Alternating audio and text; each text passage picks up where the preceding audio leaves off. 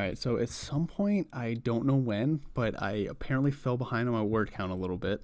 But, so yesterday, I woke up with just a splitting headache and I was just not feeling, uh, I wasn't feeling very good. So, I got my word count done. I'm still a little bit behind, I guess. So, yeah, here we go.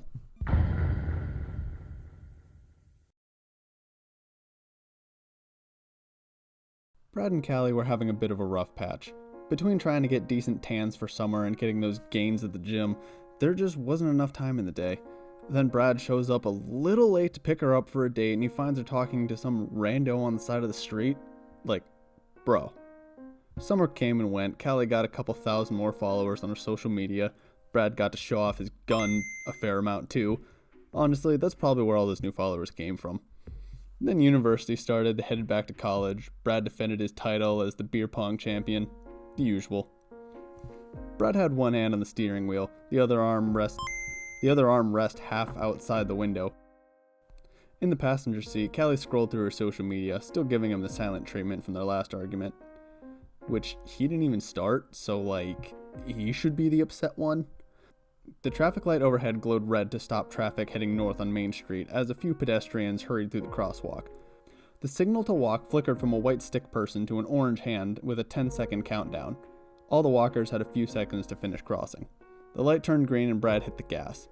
A flash of black and blue sprinted out into the crosswalk, skittering to a stop in front of his car. Brad slammed on his brakes, nearly running the girl over. "Watch where you're going, you almost hit me, jackass," the blue-skinned girl shouted. She reel a foot back and kicks his bumper. "Bro, you did not just do that." A short time earlier. "I read that he turned onto Main Street a little bit ago, and this is Main Street, so he's got to be around here somewhere," Thia said, leering through the windows of every car. Drivers noticing her tried to pretend that they didn't notice her. The port town's Main Street was crowded with local businesses and merch shops filled with tourist bait, promising everything from t-shirts to shot glasses and coffee mugs to bring home from vacation. However, since the weather was turning much colder, their summertime bustling business sat most empty except for a few retired folks wandering in to browse the wares. Red realized he'd probably be one of those people in a few years himself. The wide-eyed voice stared all around the street. Clearly, he didn't do a lot of traveling. Red wondered if he had ever even traveled outside the country, or if this possibly dangerous escapade to Thespia would be his real adventure. The three of them came to a crosswalk at a red light. Red started to step out with the others waiting to cross, but Thia shot out a hand in front of him. "Ooh, wait, there he is." She pointed at a sporty red car waiting in the traffic. The driver looked like a complete tool. He had short, spiky hair and a pair of sunglasses on, even though it wasn't that sunny out. "That's the guy with a boat?" Voy asked. Thia nodded enthusiastically. "How do you know him again?" "I read his mind." Thia poked her temple. Red sighed. "So you've literally never met him and expect us to steal his boat?" "Would it help if I said borrow his boat and that it's actually his rich dad's?" "No, it aggressively would not." The walk signal turned into an angry orange warning hand cautioning anyone who wished to go through the crosswalk to hurry up. 10 ticked to 9, 9 ticked to 8, and as the number reached 1, Thia animated with a sudden burst of movement. Red instinctively reacted, trying to grab the back of her clothes to stop her from sprinting into oncoming traffic. The tip of his finger burned along her shoulder's clothing as she dashed away. His calls were drowned out by blaring horns as she threw herself in front of the expensive-looking sports car. It slammed on the brakes, and Red heard Thia and the driver shouting back and forth to each other. A metallic thunk reached his ears. "Oh no, she didn't." "Bro, you did not just do that." Red sighed. "She did." The driver threw open the door and stormed over to Thia, who stood her ground defiantly. Checking out the dent where Thia kicked, he held his arms out like an animal trying to make themselves look bigger and more threatening to predators. "You're paying for that," he jerked his thumb. Thia chuckled. Yeah, sure, just like I'm sure you paid for it, not your loaded pockets dad, right?" He looked thrown off, but only for a second. "It doesn't matter, you kicked my car. You almost ran me over. Bro, you jumped out in front of me."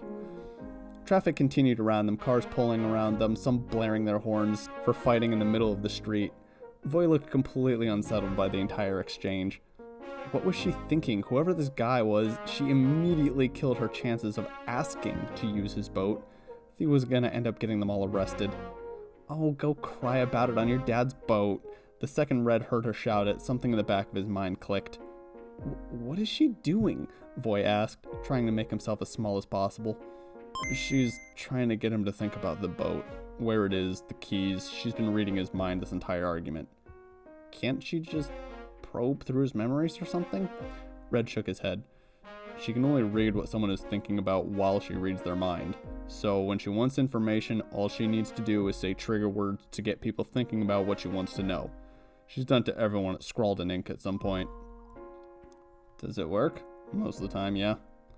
They argued through the entire traffic cycle and the car stopped at another red light, giving Red and Voy a clear line of sight to the feuding duo. Thia's face grew into one of frustration. Boat, she said. Bro, what? Boat! Okay, I'm kinda lost now. What are you talking about, dude? Thia pouted and folded her arms. Since the driver clearly wasn't the brightest tool in the shed, she was struggling to get him to think about what she needed. Red could see it on her face from the side of the road.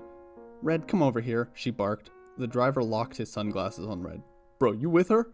I've never seen this woman before in my life. He's my husband. There was no avoiding getting roped into this nonsense. Thia waved her hand, beckoning him over. He stepped into the crosswalk, leaving Voy to shrink back against the store window behind him. Look, I'm really sorry about all. She is out of control, the driver said, gesturing to Thia. Or at least he would have if she hadn't already moved. Like a shadow, she slipped away from the conversation and slunk behind Brad's back, inching her way to the sports car.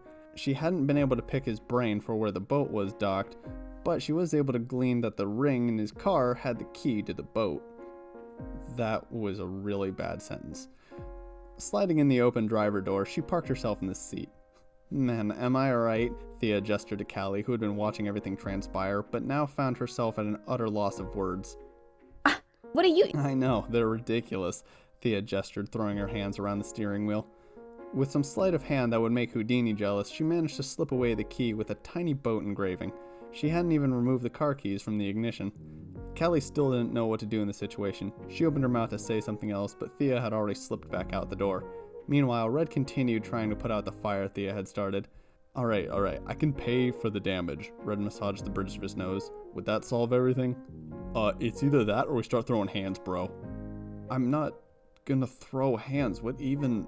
Hey, you know, Thia hummed, pacing to Red's side and hugging his arm. I've had some time to reflect and cool down. I'm sorry about the dent and talking about your dad's boat, wherever it's docked, at Pressure Pier or Jury of Your Piers. No, it's at King Bay Docks, Brad said with a confused look. Thia winked at Red. Our friend over there has deep pockets. I'm sure he can cut you a check. Riggeth Voy? Voy looked like a deer in the headlights. I don't want any part of this. After coaxing him out of hiding away and carrying the conversation out from the middle of the street, they reached an agreement and Brad took off with a check to fix his car. Red breathed a sigh of relief while Thia dangled the boat key. Okie dokie, we got the key, we got the location, and he pictured what it looked like too, so we're all set to get this voyage on the open ocean. Wait, what? We're actually gonna steal that guy's boat? We're gonna bring it back. And besides, you're an accessory now, so you might as well go all in, Thia winked. Despite sputtered protest, Voy eventually, reluctantly, agreed to go along with Thia's plan. Of course, they weren't about to commit Grand Theft Auto in broad daylight. They all resolved to head to King Bay Docks after the sun went down. Thia skipped off ahead of them to make sure they boarded the correct boat and didn't have to scour for it in the pitch-black darkness.